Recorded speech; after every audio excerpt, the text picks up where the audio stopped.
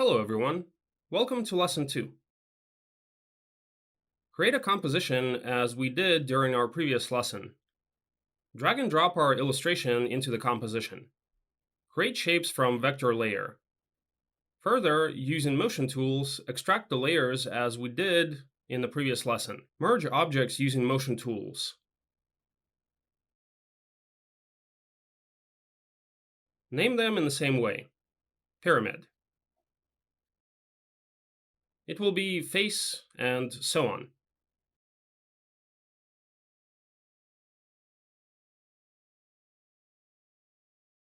After you merge the layers, make sure that you have a correct hierarchy similar to mine on the screen.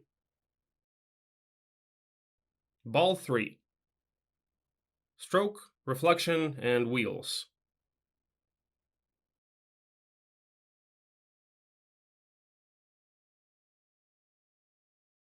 Now we can prepare our objects for animation. A good rule to follow when you start working is to set the anchor points, that is, rotation lines of each object.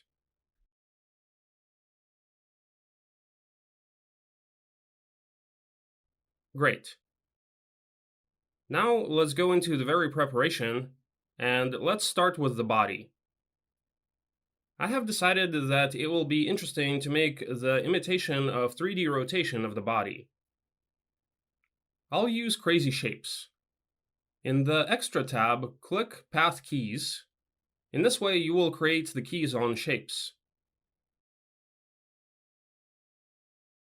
This button is here for our convenience, so that you don't need to search for every path manually. Sometimes it takes a lot of time. Select Path. Command T or Control T on the keyboard will allow us to transform the path.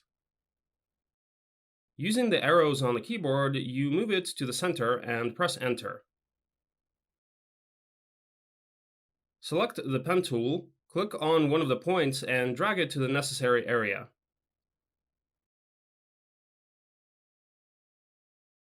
I can see that we have some extra points and don't be afraid to remove them.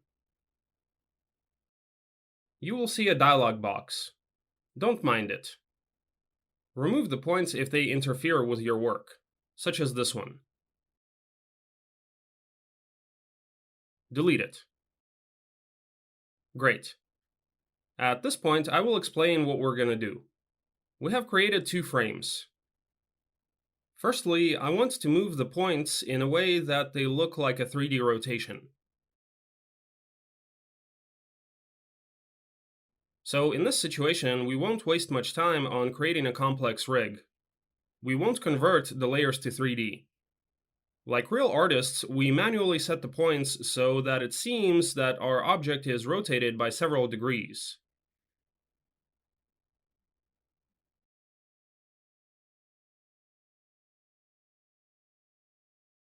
And I think that here we should set approximately 60 degrees for the x-axis,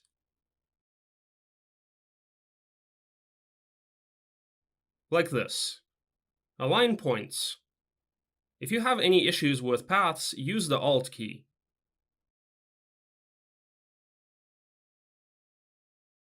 So click the point keeping Alt pressed, and you will see tangents, which you can move, and your curves will be more flexible.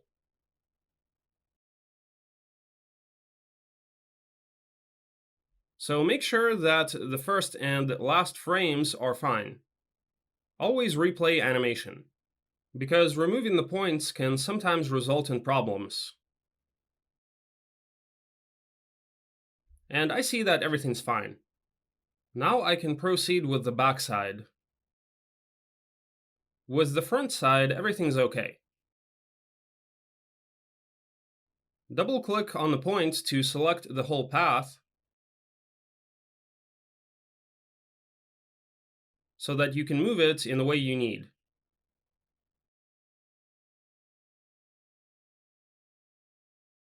So I hide the front part for my convenience.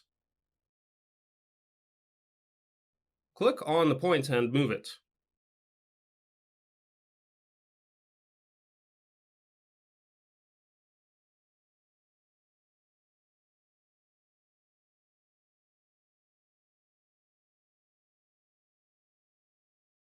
Move the tangents in the way you need.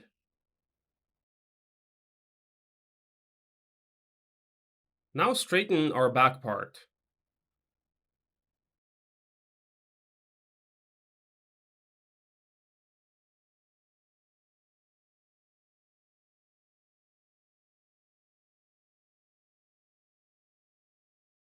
Sometimes it may take a little bit more time than you would want it to, but in this case we spend less time than if we would spend on creating a complex rig. Especially if in the future we need to export it as an SVG animation or JSON. A good rule is to use exactly this method. Meanwhile, I'm almost done and we can look at the result. Watch the animation. It looks pretty good. Let's unhide the front part, and I see that there are tiny deformations that should be fixed. Switch to the first frame and in the first key touch up the animation to ensure that it looks nice and there are no sharp corners.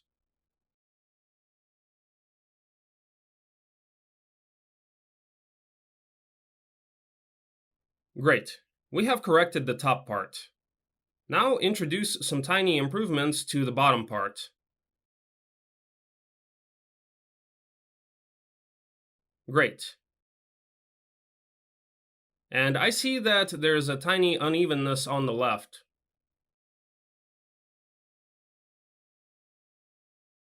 Correct it as well. Great. We have created an excellent 3D imitation. We made it manually using 2 keys. Now we can attach it to the slider. But before doing that, let's find the center and use the auxiliary rulers and guides.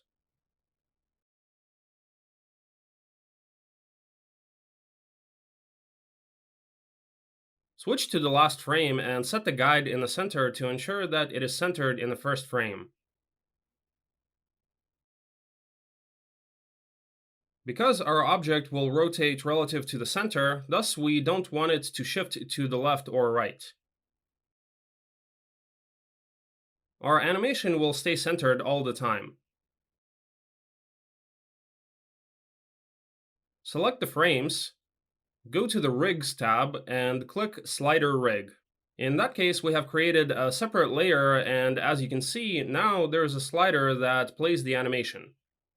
But I like to do it without any separate controllers. And for this reason, let's press Ctrl plus Z or Command Z, and keeping Alt pressed, click on the slider rig. In this way, the slider is created on the necessary layer, not on a separate layer. Okay, let's do the same with the pyramid.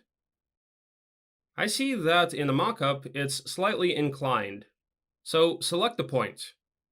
Press the V key to select all the frames. Command T or Control T on a keyboard to apply transform, and we can easily rotate all the paths. That's exactly what we need. Select the Extra tab and click Path Keys. In that way, the keys will be added to the paths on all layers. Let's set the keys at the end, but it would be better to remove them and manipulate only the necessary objects. In that case, the keys will be set automatically. So I want to rotate the pyramid, and to do this I need only 3 layers. This is the first one. And now I need to adjust the spots of light. I will do it manually as well. Check animation. Everything's fine. Select 2 points and drag them upwards. Here we need to adjust this side and move the spot of light to the left. Adjust the tangents too. Excellent. So in fact, the rotation is ready and we don't need to do anything else with it. We will animate specific objects using position and layer groups.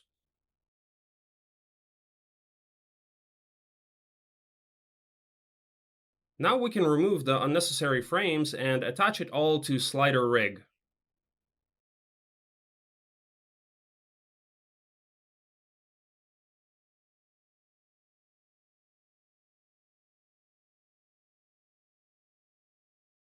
Select the frames and click Slider Rig.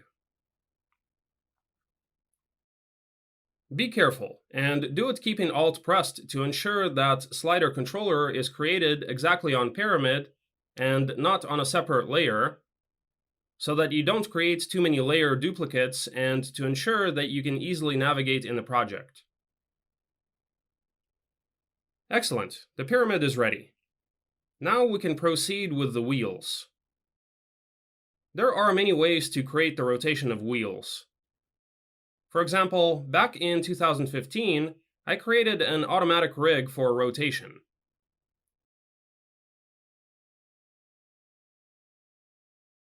But in this case, we don't need it. And I always promote the approaches that will save your time. That's why I select the group with our layer, double-click on Path, and rotate it keeping Shift pressed. In this way, the rectangle will rotate exactly like we need it. And set the anchor point within the shape. Let's do the rotation.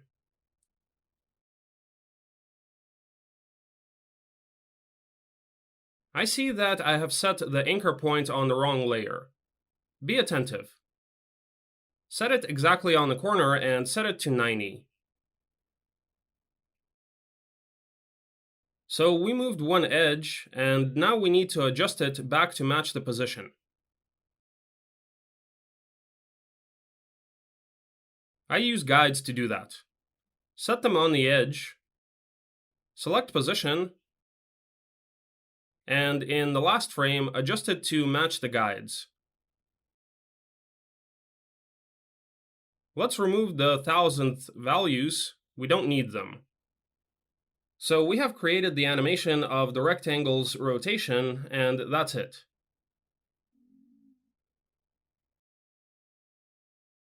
This is all that we should have done. We don't need any custom tailored solutions here. If you are interested, you can look at the rig, which I created using expressions. I attached it to the project. Since in the illustration the rectangle has thickness, and this blue fill, duplicate the group, set the same color, and move it using the arrows on the keyboard.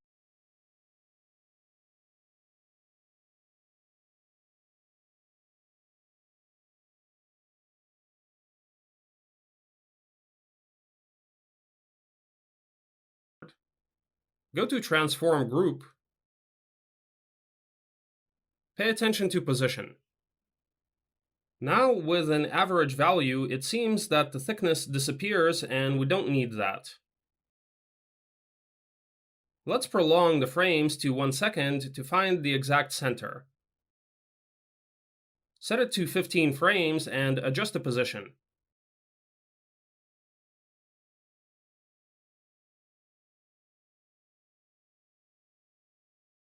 Great.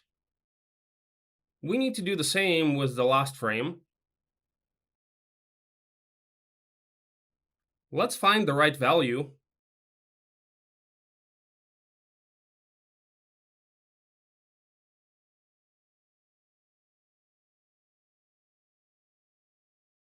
Use guides. I see that we need to move it slightly to the left. Awesome. The animation of rotation is ready. And now we duplicate the rectangle, which is actually a wheel in our animation.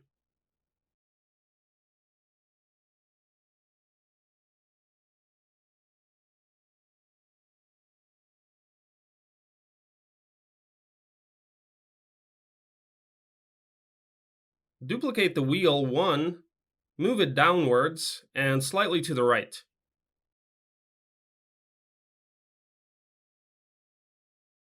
Center it relative to wheel 2. Now let's correct the fill to match the reference.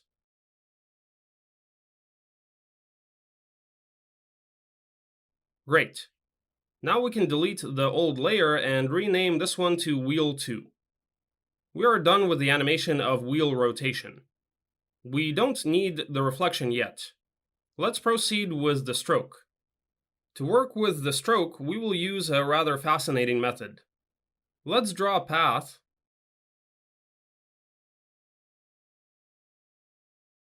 For example, select the red color so that it is convenient for us to set the same thickness. Go into the shape layer, go to stroke and select round cap. In this way, we round the edges. Further, we need to switch to taper and set the value 100 everywhere. Start length, and end width. Adjust it to match the reference. Great. Now all we need to do is to duplicate the shape to make a small head on the stroke.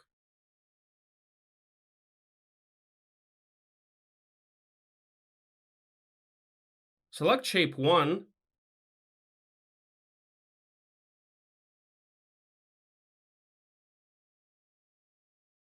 and add trim paths to it. Set 1% on the end and change the color in the stroke. Set to 1 and reset the settings of the taper. We don't need it here. Click Reset on Taper, and it's exactly what we need. Now we attach this path to the main path shape 1.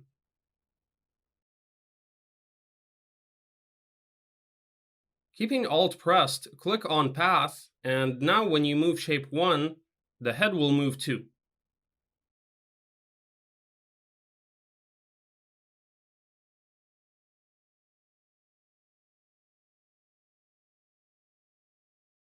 Now let's change the colors to match the ones in the reference.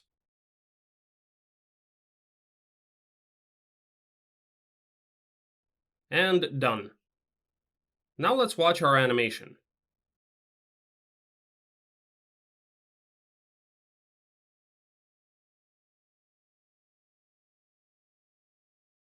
Yes, as you can see, we have ensured the imitation of 3D rotation. It will be quite useful in a future animation.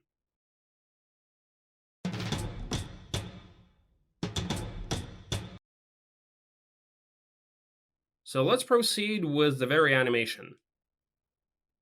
We have the rotation of the rectangle, and I want it to look more fascinating. For this purpose, use F9 on the keyboard or function F9 if you use a MacBook. Apply speed graphs, and set the keys in the center.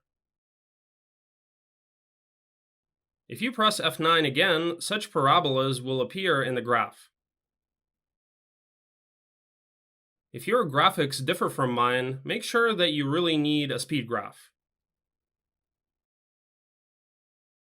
So adjust speed graphs in this way.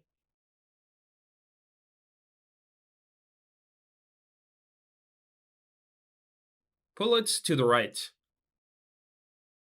So now our rectangle stops at the highest point for a while. It's exactly what we need. But to ensure that it doesn't stop too rapidly, we should customize the velocity.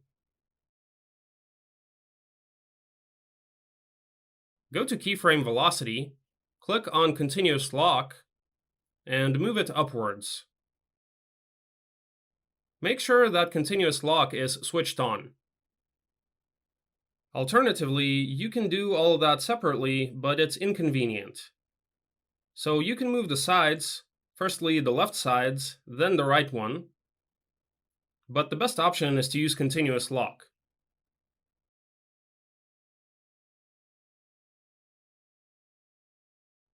Good. When you move keyframe velocity upwards, the stopping at the top becomes less rapid, and the animation will look more natural. But now I see that position behaves very similarly to rotation.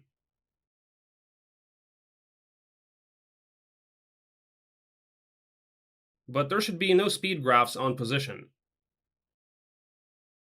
That is why I want to reset position. The movement should be even, without any speed changes. It means that position should always be the same in each frame. Now it's way better. And it's exactly what we need.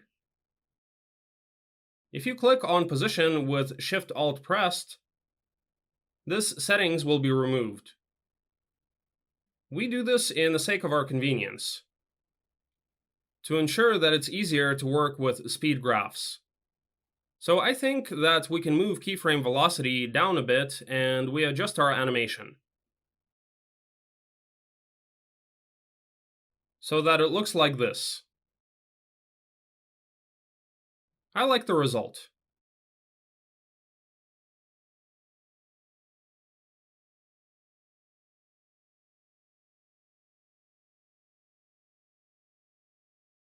We can duplicate the animation,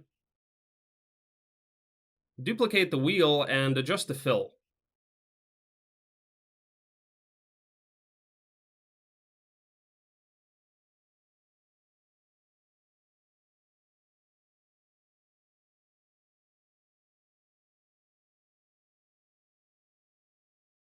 We can delete the previous frame. Great. The animation is ready. And I think that we can use the loop. To do this, use D key tool and click with the middle mouse button. Let's speed the animation up. Select the frames keeping Alt pressed. Move the animation to the center. Now the animation has 15 frames. This speed is enough for me, and the only thing to do is to move the second wheel by 1 frame on the timeline to ensure that it looks more interesting.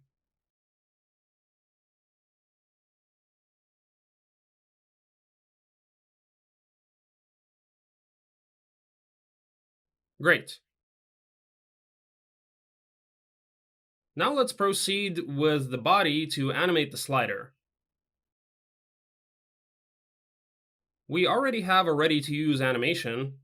Move it by 15 frames, and now it has values from 0 to 100.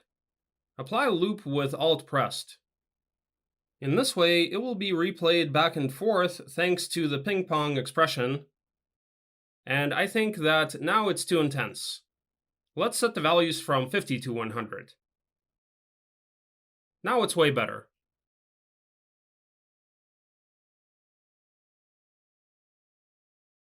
Switch to the pyramid and repeat the same thing. Move it to the 15th frame. Also, it would be a good rule to apply edit, purge, all memory, and disk cache to speed up the performance. You can find these settings in Preferences, Media, and Disk Cache. Here, set the necessary maximum disk cache size.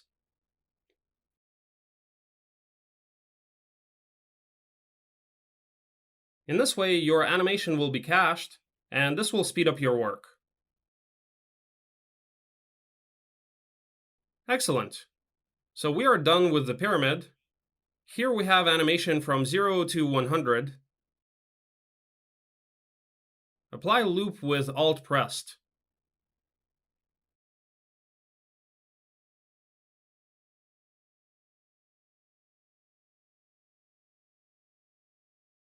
Let's move the anchor point downwards and repeat the same thing with the ball.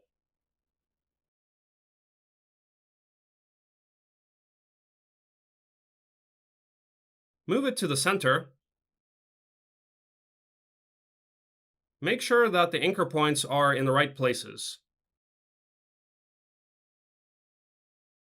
Excellent. The animation is almost ready. And the only thing we need to do is to improve the rotation and create the imitation of balance. But before that, let's deal with the attachments. Attach the face to the body, the pyramid to the face. We won't attach the ball to anything.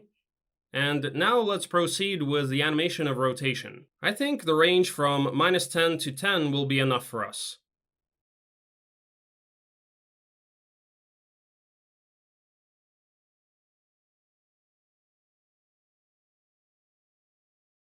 Press F9. And keeping Alt pressed, click on the loop. Now we can copy this animation to face. Click R on the keyboard and press Command V or Control V.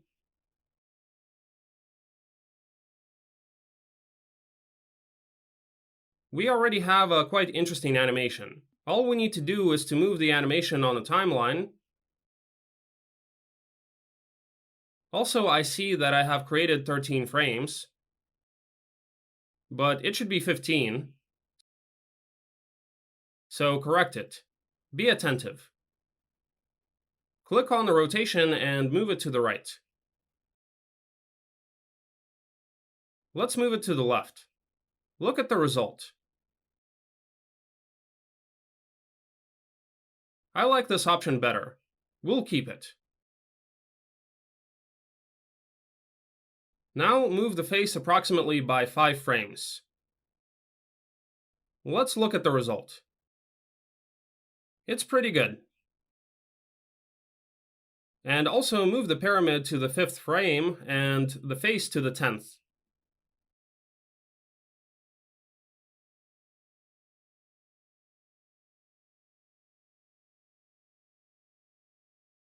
Excellent. I like the result.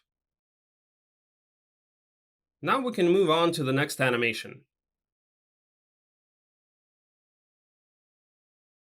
But before that, let's move the face to the 12th frame, and I think that in this way it's even better.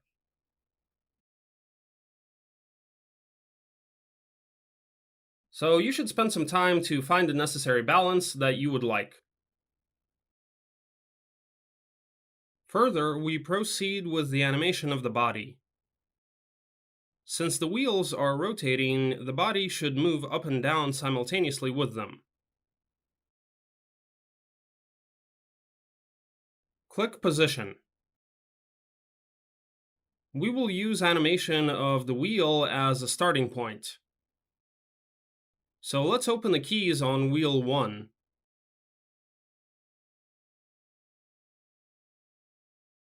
Press U on the keyboard to see all frames, all keys.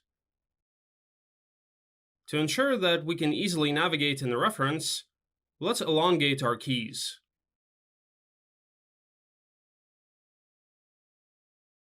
Since we compressed the length of the keys, there's no center and the middle keys on wheel 1 aren't situated in the center.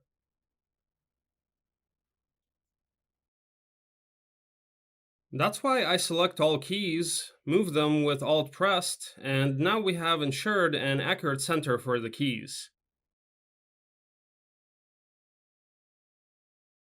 I set the position down on the first key, and on the second key, I set it upwards. I copy the first key and insert it in the last one.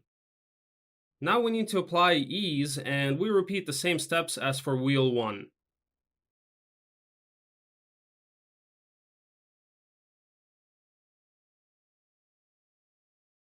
So move the first tangent to the left, the second to the left too, and the last one to the right. And let's also move keyframe velocity upwards.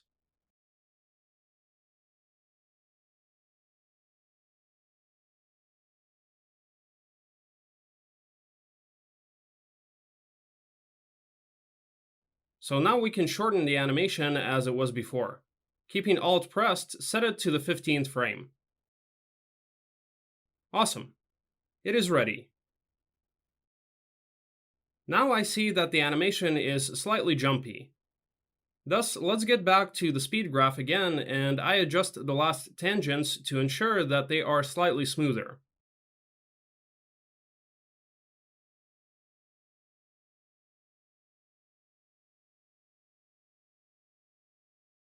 It's better now.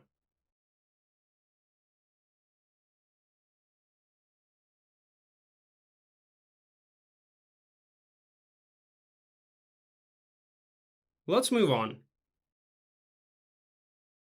Now we need to animate the stroke, and we'll do it manually. Since we already have a ready rig, we can animate the path. Please note that we need to animate the path of shape 1 because shape 2, that is the head, is attached to the first one. So let's center the points relative to the center of the wheels, because in the illustration the wheel seems to be transparent and we can see stroke through them. And the stroke connects the wheels. After every 5 frames, I adjust the points according to the wheel's centers.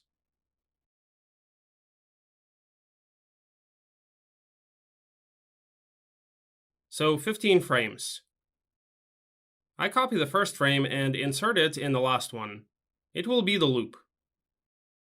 Click on loop without keeping Alt pressed because we already have a cycle. Great. It's a very fast way, but I also want to show you the automated way, where you can do different manipulations with the wheels. For example, using crazy shapes, select a path and click on this point to create 2 null objects. Move them towards the center, but not right to the center, and attach null to the wheel.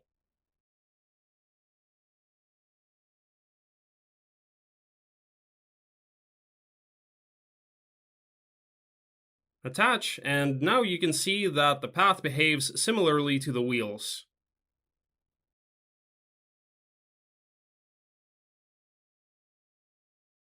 So now you move it on the timeline and animation will change. You can use this method too. Great. Now we need to work on reflection. We will do it in an interesting way. We'll use the effect compound arithmetic.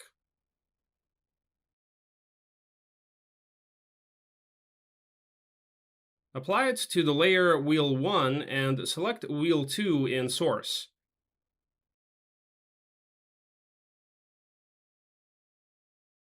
Then we select ARGB to display the second wheel.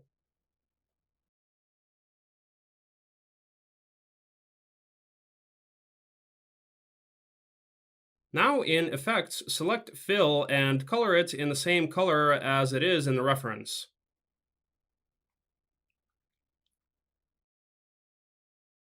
Great. Now we need to apply Set Matte.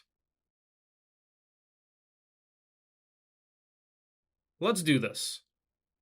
With Set Matte, the second wheel will be displayed clearly on the mask of the outline of the first wheel. And the only thing we need to do is to apply the effect CC Composite. To ensure that the reflection is visible, remove a tick from RGB only and set behind. In this way, we displayed the reflection over the layer. Great. It's exactly what we need. The reflection is ready. But I want to make the refraction of light, so that the reflection isn't strictly on the outside of the second wheel. For that purpose, I will use the transform effect, drag and drop it above fill, and using this point, move it to place you need. You can use any place you like. I think that this place is perfect for us.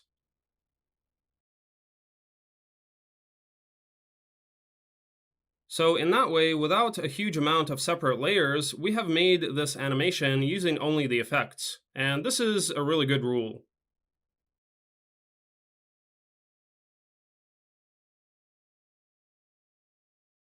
I like avoiding duplicating layers, and I like that everything stays in the right places. Next, we move on to the animation of the ball. So set the positions in a way that it would seem as if it jumps away from the walls of our body. I will make an imitation as if it jumps away to the right and to the left, up and down. You can do it in the way you want. But again, don't forget about physics and how it should look in real life. So if the ball flies from the left to the right, it must jump away in the right direction.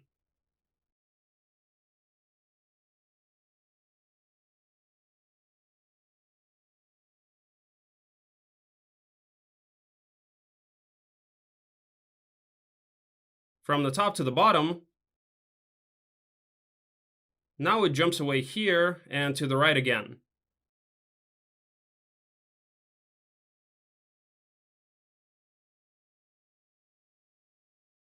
And again, since we are the animators, we can break the rules, but not too much. Select the pen tool, and with the key selected, click on the point to remove the curves. Click F9, and in Speed Graphs, move everything to the right, and we get such an animation.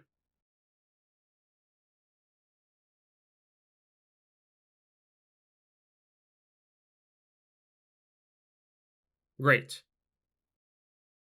Now we can use the effect called Crazy Shapes.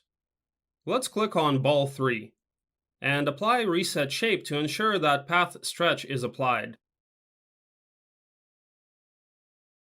After that, we can see how the ball loses its shape.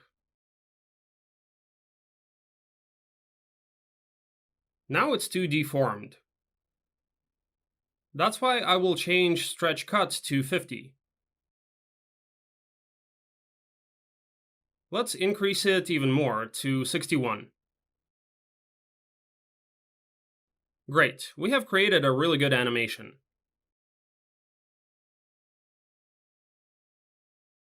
Let's watch and make sure that everything is good. I remove elastic, we don't need it here.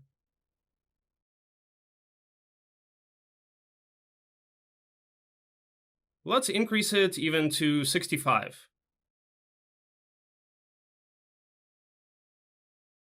Great. Now place the shadow where the ball touches the wall of the body. We will make the shadow visible. Let's go into the layer and animate the path. So here, the shadow is maximally visible. Right when the ball jumps away, click Command T or Control T on the keyboard and transform the path. Make it a little bit smaller. Since the ball is not near the wall, we can just move it outside the screen area and wait for the moment when it touches the back wall again.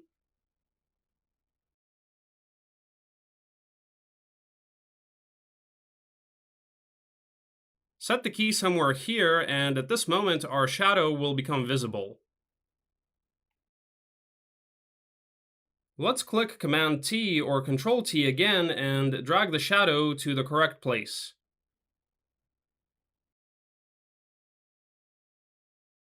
Awesome. The ball approached, so that's why we increased the shadow.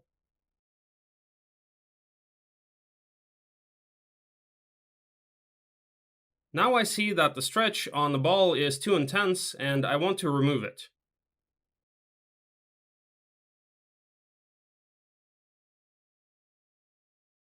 We can do this by changing the speed graph. As you can see, here it is too high. Let's decrease it. Great.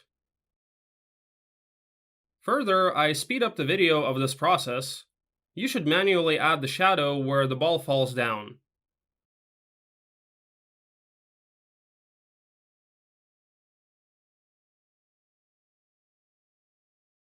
So place it in the necessary places.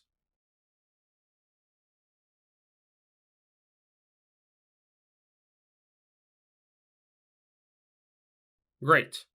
And move it outside the screen area.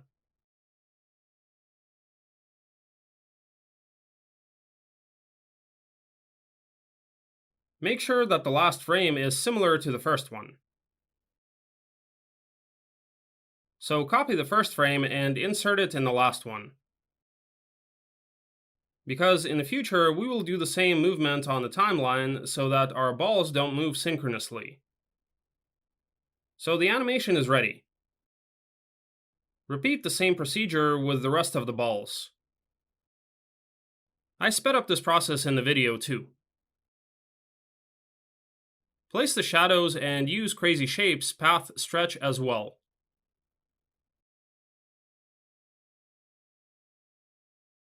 As soon as you set all frames, make sure that the first one coincides with the last one on the shadow's position. And now you can apply loop. Apply loop everywhere, because in the future, we'll move the frames on the timeline. Apply it on position, but don't keep Alt pressed in this case, because the animation is ready and it is in the cycle, and we don't need it to ping pong. As you can see, everything in the scene is happening simultaneously. That's why let's move the frames on the timeline. I see that the loop doesn't play back everywhere.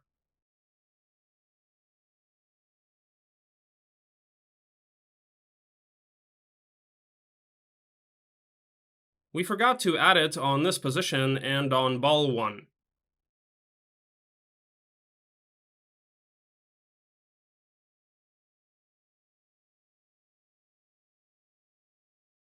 Great. Now move the frames on the timeline like this.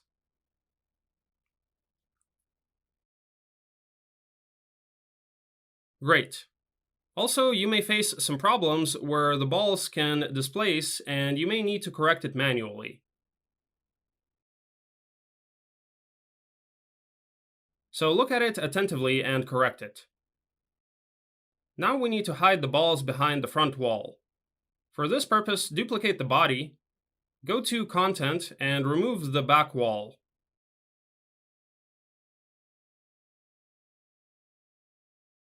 Great. Let's keep just the front wall. We will use this layer as a mask for the balls. Select ball 2, go to Effects and Presets and apply Set Matte.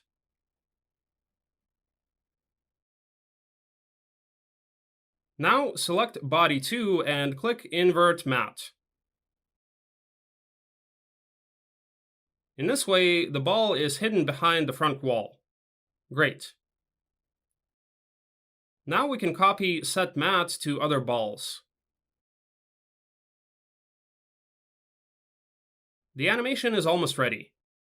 Only a few steps more. Now we need to proceed with the pyramid and animate the objects inside the pyramid. Open the pyramid. I see the first group, and here we have an element which can be removed.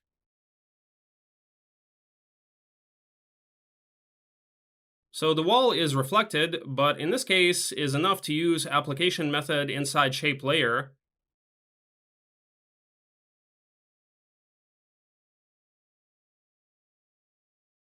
Click on group 2, hard light or soft light. I'm satisfied with the result, and now we need to manually animate each ball.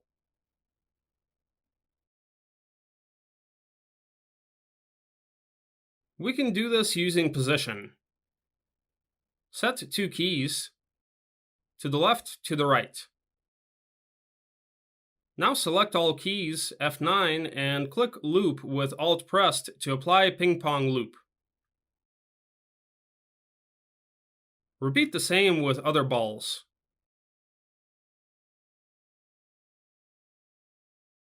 Group 2. Position. I think here move to the left and to the right.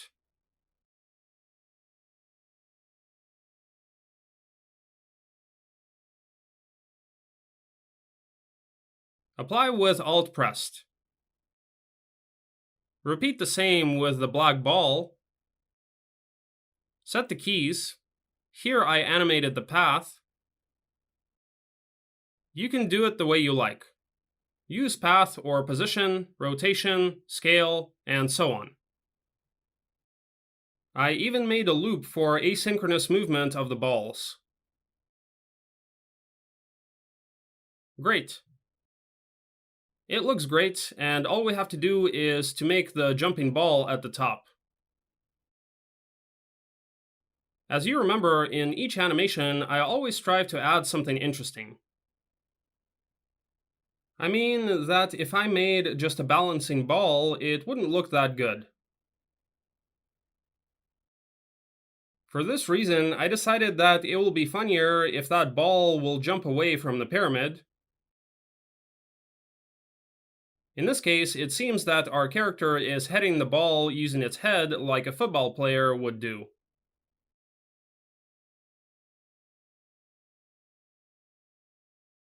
So using position, I make such bends.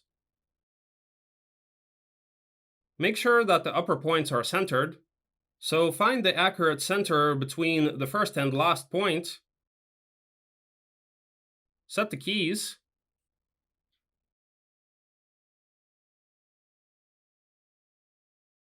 Make sure that you have 5 frames. Copy the last key and insert it in the last one. Great. Adjust the keys and also adjust the centers, as well as tangents. Select all keys. Click F9, and now we need to use the graphs.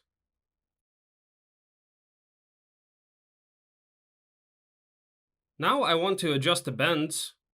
Select the pen tool, and with position selected, click on any of the points.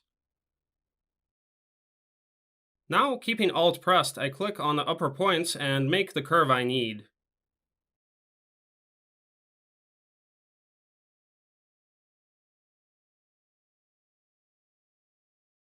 If you press V, you will be able to easily drag the points.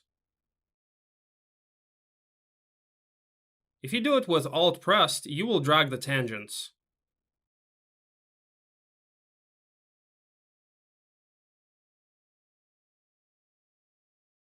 So I'm satisfied with these bends now. Now I can move to easing. Select position, and I make such speed graphs.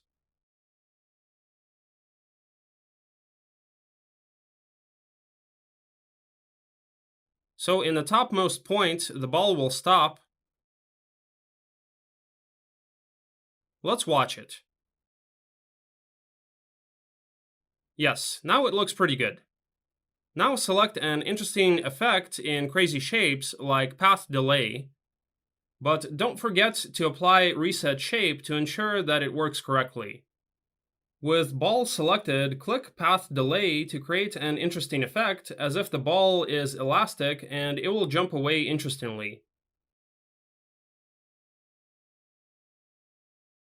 Great. Now I want to adjust positions. It jumps away pretty high. Let's move the upper points downwards. Now it's way better. And also adjust velocity to ensure that it doesn't freeze in the topmost point for too long.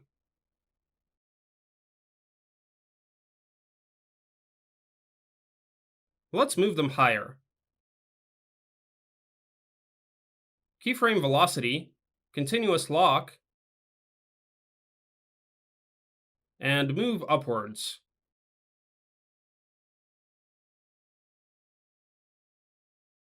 Now the animation looks very natural. Working with this animation, I combined two methods. We animated the first balls using stretch, and the other one was animated using path delay. Thanks to that combination, we could use different properties of objects.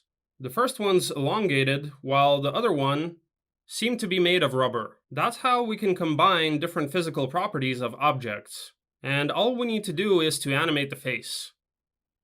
It's pretty easy. We select the necessary group and animate position downwards and upwards. Use easing and loop with Alt pressed. Congratulations, dear friends! The animation is finished, and my recommendation to you is not to be afraid of experimenting. Look for different solutions. And don't forget about the amplitude moving on the timeline. See you in the next lesson.